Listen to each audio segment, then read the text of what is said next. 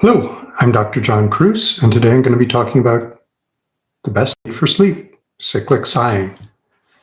So as usual, I will start with the take-home message. I'll be talking for 25 minutes, maybe a little shorter today. And this is recorded, so I won't have live questions at the end. And I also will be away for the last 2 weeks of 2023. So I'm going to start my take-home message with a demo. So cyclic sighing looks and sounds like this.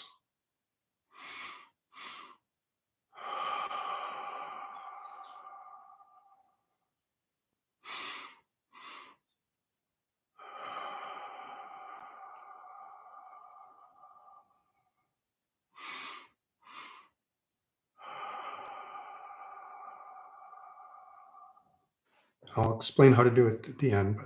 So cyclic sighing is a breathing technique. It's simple to do, and it's shown to activate the parasympathetic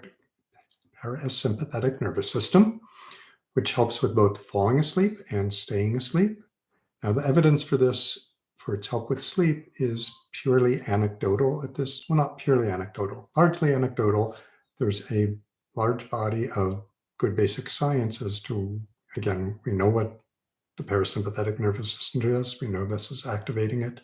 It makes sense that it works. And there's a large cultural, religious, meditative tradition that supports this would be helpful.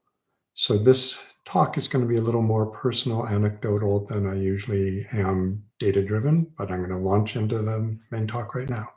So I'm convinced that this works for sleep and that it's not only works, it's powerfully helpful with minimal side effects and probably benefits beyond just helping with sleep.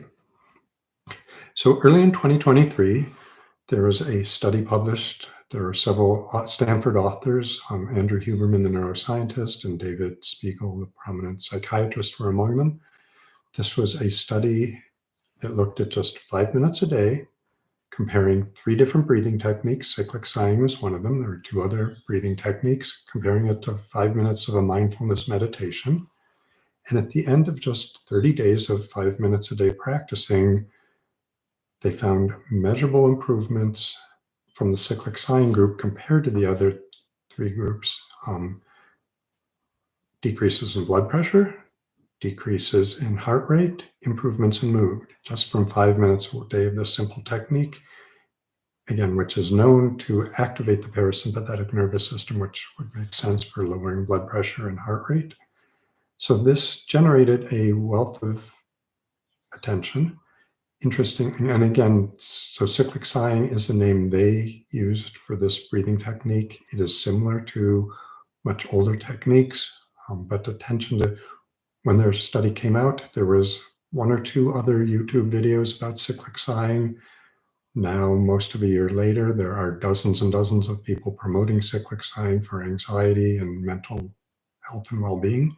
So, which I think is a testament. Again, it is anecdotal, but it's a testament to how powerful this technique can be. So here gets the anecdotal part. For years, I've known about the power and benefits of meditation. I never took the time to start a meditative practice, but I figured if 5 minutes of a simple breathing practice a day is as powerful as meditation, at least in these realms, I'm not pretending it's better in all realms, and you get measurable impact on your body in a month, and I'm on high blood pressure medicine. So I figured I can find the time to do that. I'll start practicing it. So earlier this year, I started practicing cyclic sighing. And one of the things I noticed is that it wasn't part of my daily routine. The easiest way to add a new habit is to tie it into an old habit. I wasn't doing that successfully. So I was doing it different times during the day. There's no evidence that that would be counterproductive or bad. But several days I was waiting till the very end of the day, and then I just realized, I do have trouble falling asleep. I'll just put it right in at bedtime. It's a good match. I have 5 minutes where I'm not doing anything other than not sleeping. I have 5 minutes where I've committed to doing this cyclic sighing practice. What I noticed within a few nights of moving it to bedtime was that I was falling asleep right away. So here's more anecdotal history.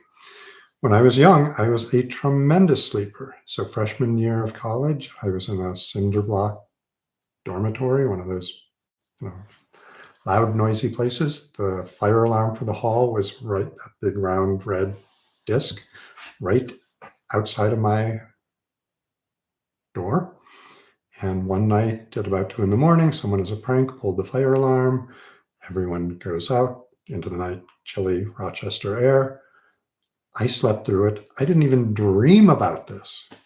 And in the morning, since I had no awareness of this, first person said, "Oh, Cruz, we didn't see you out there for the fire drill." And I thought this guy was pranking me. I didn't think there had been a fire drill. How could I sleep well through it? Until several other people independently said, "Hey, we didn't see you out there for the fire drill." And finally I asked them, "Why didn't you wake me?" And they said, "Oh, we just," including my roommate did go out because he heard the alarm and there was a fire drill. Or maybe it was a fire. It wasn't a fire.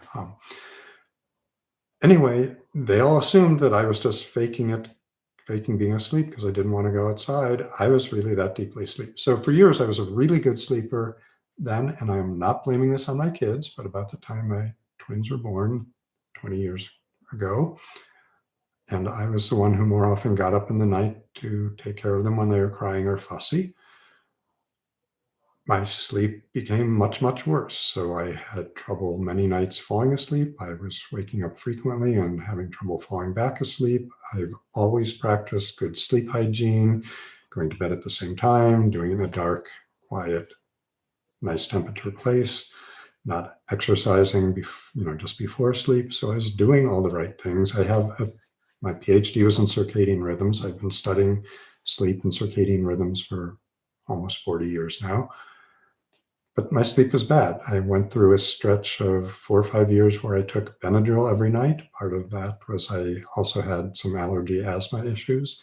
Do not take Benadryl for sleep. It works for lots of people, but it's a very strong anticholinergic acting agent. It is strongly associated with development of dementia, which is Alzheimer's dementia's destruction of acetylcholine neurons. Anyway, for the last 5-10 years, probably at least 10, I was using melatonin most nights. I think it helped somewhat, but I was still having frequent problems.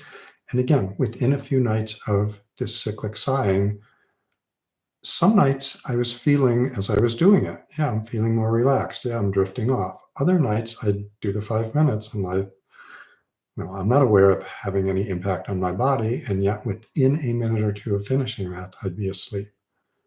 So again, whether I was consciously aware, feeling that it was calming, soothing, getting me ready for sleep, it was every night.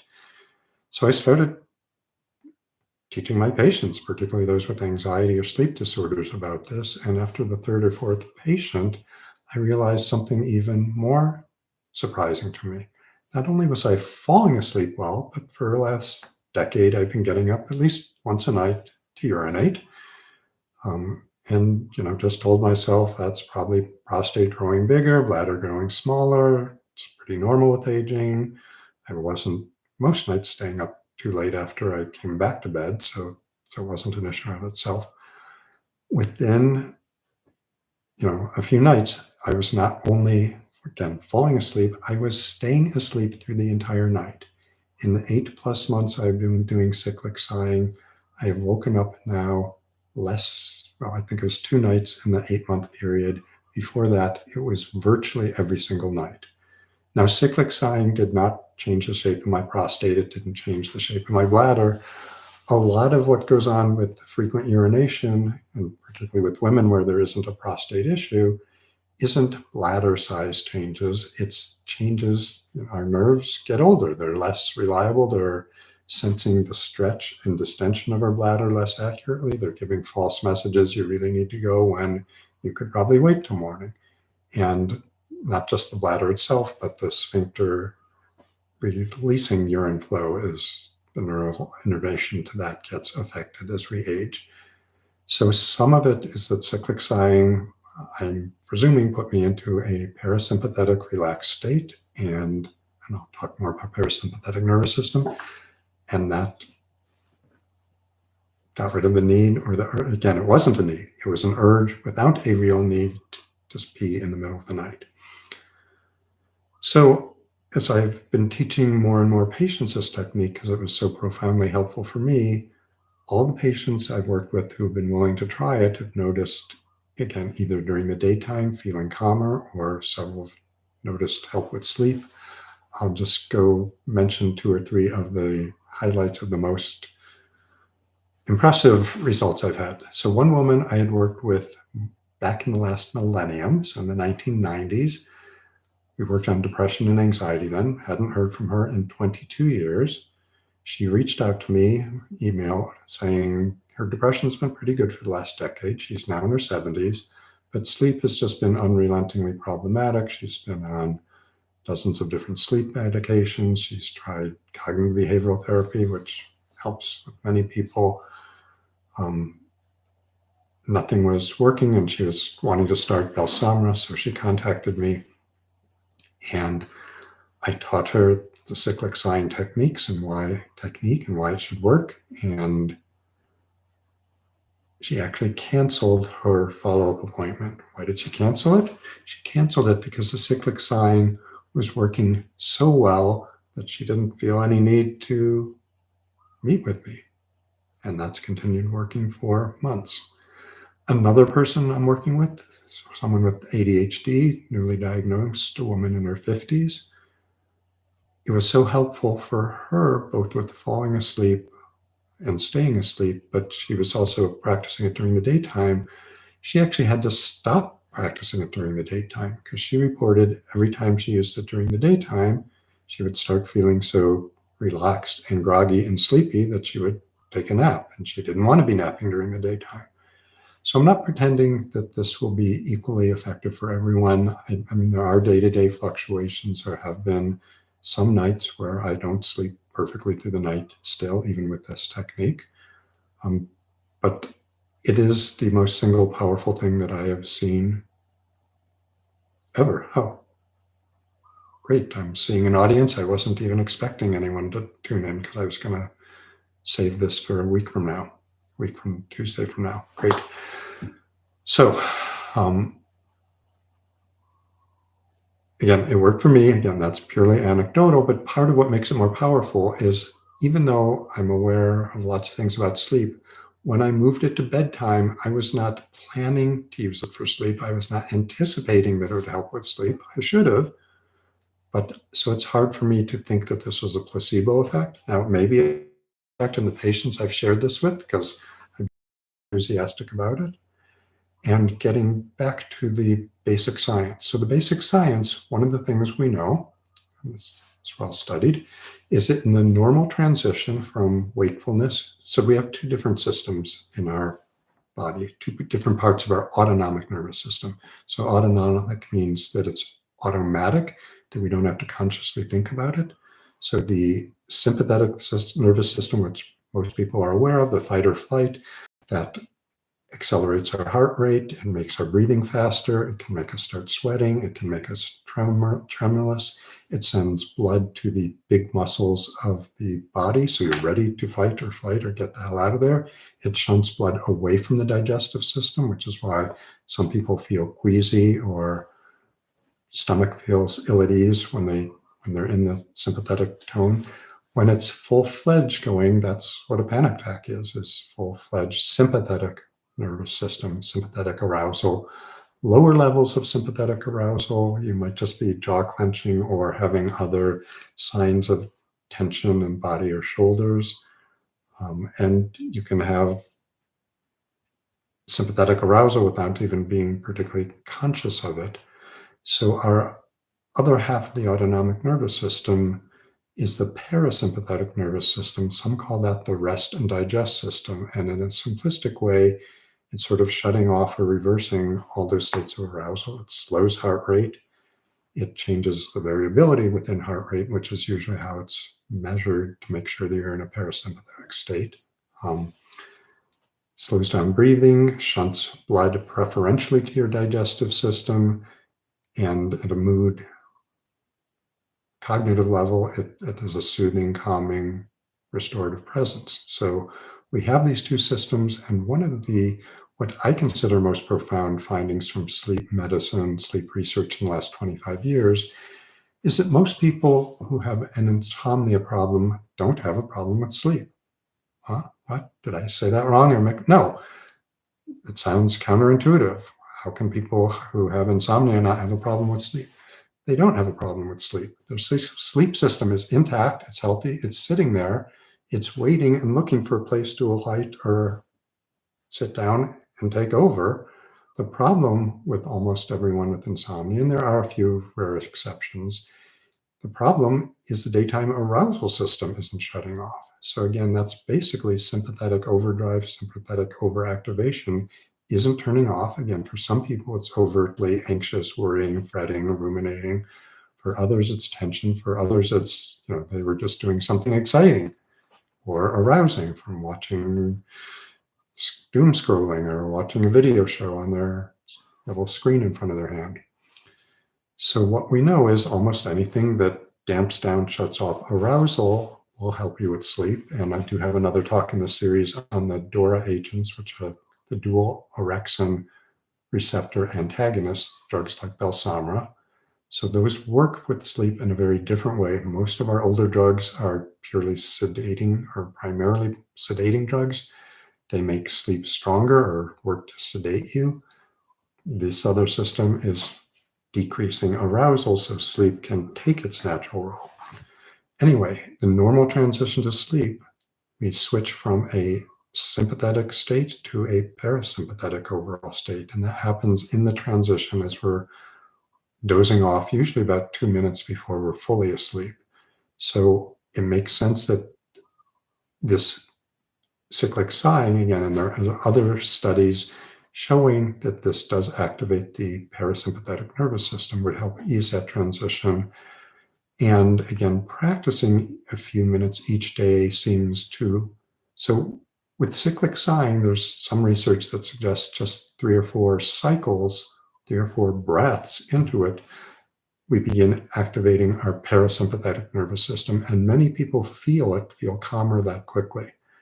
However, to have a more sustained effect, so just because you slip into it, again, these parasympathetic and sympathetic nervous systems are mutually antagonistic, mutually interacting, if there's still other things. So you probably need to practice more, induce it longer, get into that mode more substantially. So that's where they came up with an arbitrary 5-minute for Huberman and Spiegel and others study. And again, 5 minutes a day seem to have pervasive effects on resetting blood pressure, resetting heart rate, and on mood. So that seems it's a doable standard. I've had some individuals, some with ADHD, who are too distracted, so they could not stick with it for 5 minutes to begin with. So I said, fine, start with a minute, start with what you can do and build up from there. I've had at least one individual whose PTSD is so severe and she's like locked into this intensely overridden state, even with 50 milligrams of Valium a day. She's the only person I prescribe Valium for. She can't relax enough to even start to relax to get into the parasympathetic mode. So if you can't do 5 minutes to start with the shorter amount. Again, we don't know anything that 5 minutes is special. It's just a doable amount with clear benefits. What I tell people, particularly with anxiety, is find a time in the morning, do it for 5 minutes. But if your anxiety levels are peaking higher again during the day, try a few minutes again there. Again, for me, 5 minutes of sleep at night works. And in the mode of you don't want to increase arousal, if I lose track. So when I did it during the daytime, I used a 5-minute timer. When I'm doing it at night, I just count 20 cycles, and I'm probably doing it slower than most people do it. You might want to try 25 cycles. And if you lose track, just go back to the lowest number you remember. So No need to get uptight, no need to, that's again, bringing in arousal, bringing in stress. So, and I'm going to get to a demonstration of cyclic sighing again in a minute. I'll describe it in more detail. So cyclic sighing only has two components. So by that, I mean there's an inhale phase and an exhale. There's no pause between inhale and exhale. There's no pause between exhale and inhale. The inhale is through the nose, and there's some evidence, not with cyclic sighing, but other breathing evidence that nasal breathing may evoke, or at least in some tiny, tiny studies, evokes different limbic system and other brain centers in different ways than mouth breathing. So it's a full, fairly rapid, not exaggerated extreme. Again, we're trying to calm down, not stress out. So it's a full, quick inhale through the nose, and then another half inhalation to, I'm not putting it in right, and it's going to fall out again. So one full inhalation and sort of a half inhalation to top it off. And then the exhale, and what seems to be found in previous studies of other breathing techniques is that the exhale needs to be substantially longer, at least twice as long as the inhalation phase, and the overall cycle should be slower than normal daytime awake alert breathing. So I do a count of about 5 or 6 in my head. It's just, I don't know if it's 5 or 6 seconds or slower than that. So it's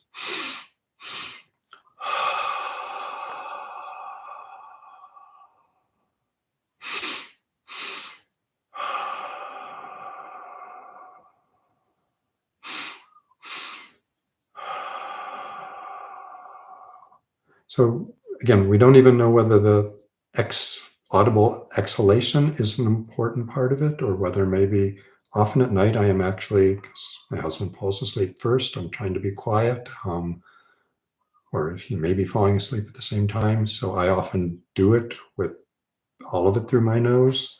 Again, we do not have controlled studies looking at the duration, how many seconds of the exhalation is optimal. And it probably varies somewhat from person to person. But again, that basic outline is good enough. It works well.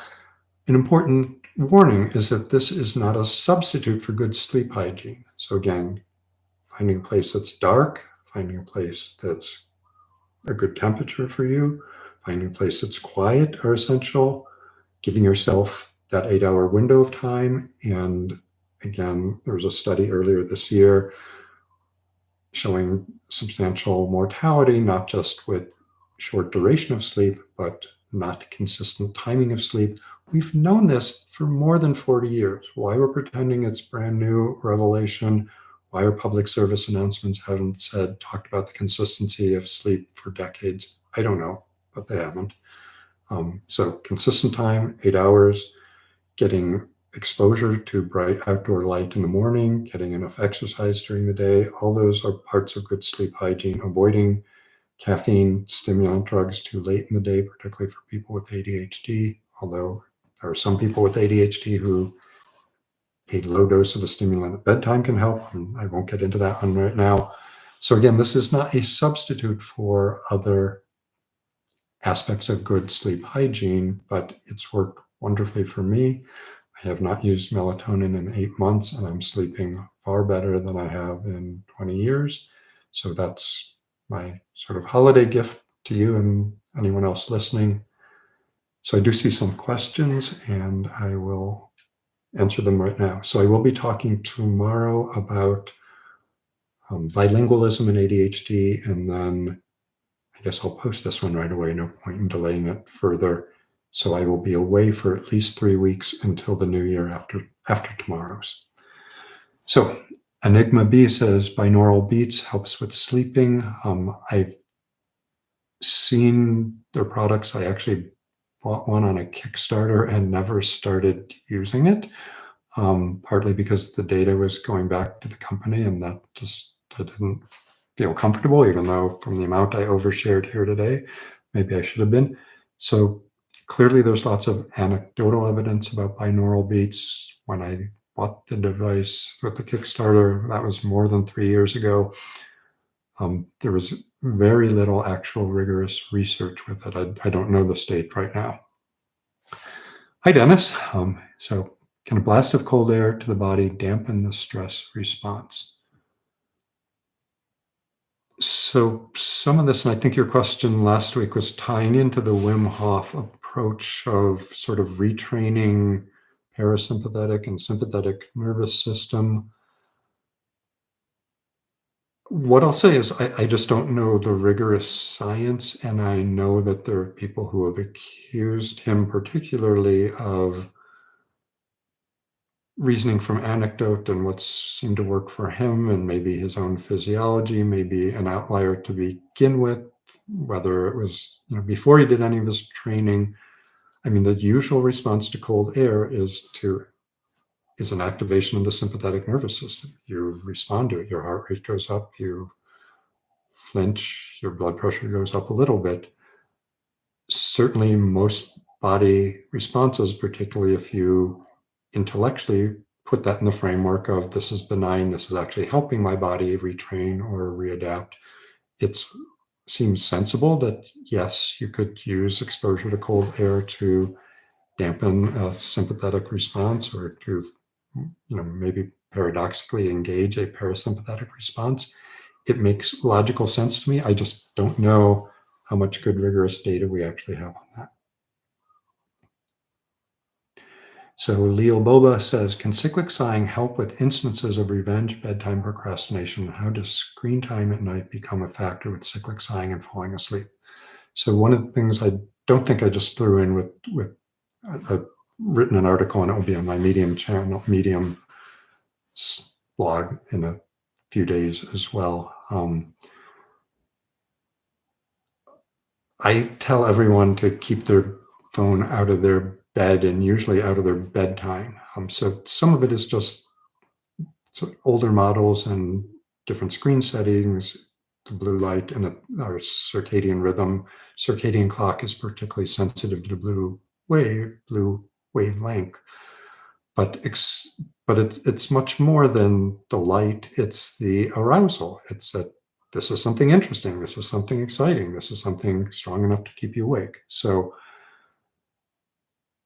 again, I would try to establish a ritual where you do whatever you need to prepare for bed. You put your phone either off or put it in a different room. You get ready. One of my very first 2 or 3 talks in this series years ago is be easier than to get things done. Separate from just sleeping, many people with ADHD are night owls and actually are more productive. Their brain is working more efficiently in the evening. So it's easier to get on a roll, to hyper-focus, to get involved and keep going with it. There's also aspects of ADHD which don't want to, I want to be spontaneous. I want to be me. I want to be myself. I don't want to be told what to do. I don't want to be constrained. That there are some cognitive behavioral tools to work with, particularly telling your brain, for every hour you're staying up late tonight, you're probably paying with it by being less effective, less efficient, your brain being more tired and out of it for more than 2 hours tomorrow. So it really is a zero-sum game. And rather than viewing the part of you that's telling you must get to bed as the harsh school mom or the Viking leader on the ship with the whip telling the people to stroke on the oars faster and faster, this isn't a taskmaster telling you to get to sleep. This is the mother hen taking care of her brood, counting her chicks before she nestles down and takes care of them. The part of you that's telling you to get to sleep on time is the most nurturing, caring part of yourself. It's not, so listen to it. So I hope I answered enough about cyclic sighing and bedtime and procrastination about bedtime. So again, there is another talk I have on that. So hello, Omar. Omar says, I always had sleep problems, diagnosed with ADHD, secondary anxiety, starting modafinil along with my Ritalin has been really helpful. It helps a lot in correcting my delayed circadian rhythm. So yeah, so paradoxically, studies looking at people with ADHD and sleep, most of them have bad sleep is correlated with depression, with anxiety, but at least as strongly with ADHD. And most of the research I've seen suggests just starting a stimulant, whether it's because it helps you be more effective and efficient early in the morning and you're more tired at the end of the day, that overall people with ADHD tend to sleep better once they've started stimulants. Now, there's certainly a component or a group of them who either are on too high a dose or take a dose too late in the day, where it has the reverse effect, that it disrupts sleep, particularly sleep onset, more than they were before. But overall, the net benefit is that more people on stimulants with ADHD are sleeping better than they were before they started the stimulant. The other thing I alluded to, which I might as well jump into right now, is that, in my practice, but I didn't discover it, or I'm not the first person. There's other people who've written about it. Some people with ADHD have so much trouble falling asleep because their thoughts are bouncing all over the place. They can't contain them. They can't even, do counting around the square or other breathing techniques, or maybe cyclic sighing is too distracting or uncomfortable. Anyway, for some of these people, a small dose of a stimulant at bedtime helps them focus, helps them essentially pack away their thoughts and fall asleep. So, yep. So Omar said it was hard the first few days because he was sleep deprived, but forcing himself to take the same time in the morning did the trick. Yeah. So again, consistency is a big one. And, the two big factors for sleep are you do have a circadian clock and you do have a fatigue factor. And if you are working against your circadian clock, it's going to be a struggle. So hopefully I'll see some of you tomorrow. I think it'll be a few hours earlier than this, 6 o'clock West Coast US time, 4 o'clock Hawaii time. And stay healthy and happy until then. Thanks.